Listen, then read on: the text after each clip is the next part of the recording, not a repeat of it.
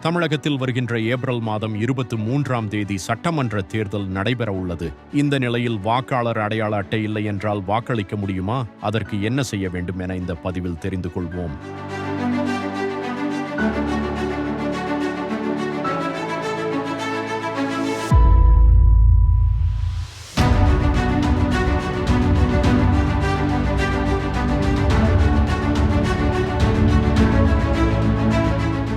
ஒன்று.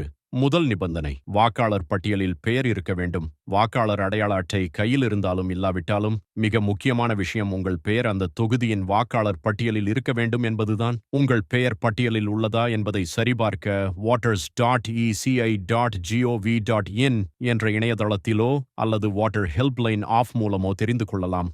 பட்டியலில் உங்கள் பெயர் இருந்தால் தேர்தல் ஆணையம் அங்கீகரித்துள்ள 12 மாற்று ஆவணங்களில் ஏதேனும் ஒன்றை காட்டி நீங்கள் வாக்களிக்கலாம். 2. வாக்களிக்க தேவையான மாற்று ஆவணங்கள் ஆல்டர்னேட்டிவ் டாக்குமெண்ட்ஸ். வாக்காளர் அடையாள அட்டை இல்லாத பட்சத்தில் கீழே கொடுக்கப்பட்டுள்ள 12 அரசு அங்கீகாரம் பெற்ற அடையாள அட்டைகளில் ஏதேனும் ஒன்றை நீங்கள் தேர்தல் அதிகாரியிடம் காண்பிக்கலாம். ஆதார் அட்டை, ஆதார் கார்டு, மகாத்மா காந்தி தேசிய ஊரக வேலை உறுதி திட்ட பணி அட்டை, MGNREGA ஜாப் கார்டு, வங்கி அல்லது அஞ்சலகம் வழங்கிய புகைப்படத்துடன் கூடிய கணக்கு புத்தகம், பாஸ்புக், தொழிலாளர் நல அமைச்சகத்தின் திட்டத்தின் கீழ் வழங்கப்பட்ட மருத்துவ காப்பீடு, ஸ்மார்ட் கார்டு, ஓட்டுநர் உரிமம், டிரைவிங் லைசன்ஸ், பேன் கார்டு, தேசிய மக்கள் தொகை பதிவேட்டின் கீழ் NPR வழங்கப்பட்ட ஸ்மார்ட் கார்டு, இந்திய கடவுச்சீட்டு, பாஸ்போர்ட், புகைப்படத்துடன் கூடிய ஓய்வூதிய ஆவணம், பென்ஷன் டாக்குமெண்ட், மத்திய/மாநில அரசு ஊழியர்களுக்கு வழங்கப்பட்ட சேவை அடையாள அட்டை, MB/MLA களுக்கு வழங்கப்பட்ட அதிகாரப்பூர்வ அடையாள அட்டை, மத்திய சமூக நீதி மற்றும் அதிகாரமளித்தல் அமைச்சகம் வழங்கிய தனித்துவமான ஊனமுற்றோர் அடையாள அட்டை,